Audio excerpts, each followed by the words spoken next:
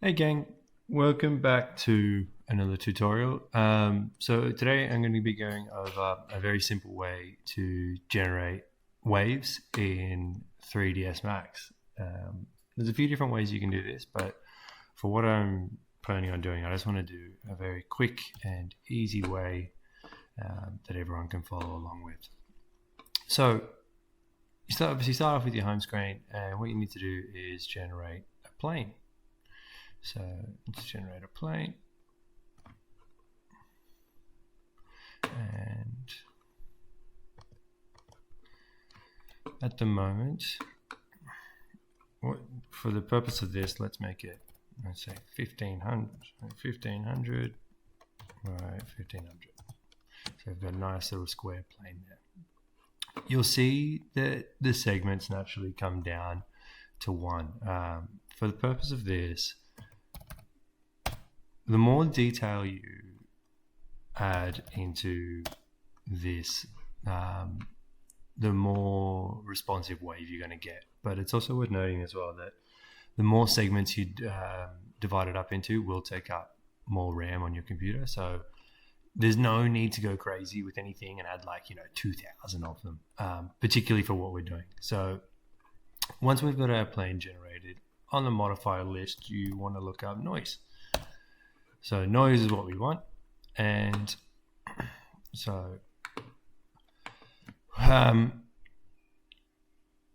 you can leave the X and the Y axes alone for the moment. What we're going to be working on is the Z axis. So if we start grabbing and dragging, and let's just add a number to this because I'm doing it on a larger scale.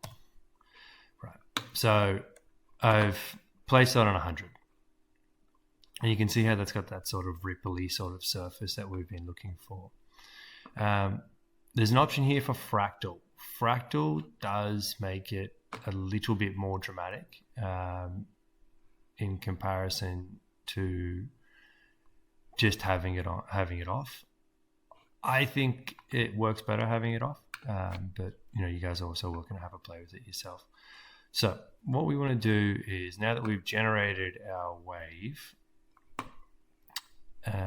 you click on this here. So this is to animate noise, which means that you have now animated it and you can generate with some movement. So down the bottom here, you've got play animation. So if you click on that one, you'll see how we start creating these ripples.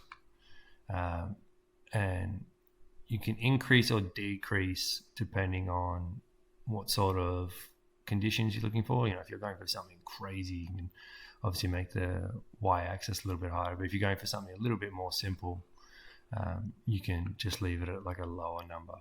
And of course, then we can change the frequency as well. So it just means that it's a little bit calmer. So there you have it, guys. That's how you generate a simple wave in 3ds Max. Thank you. I'll catch you next time. Don't just sit there. Hit like and subscribe.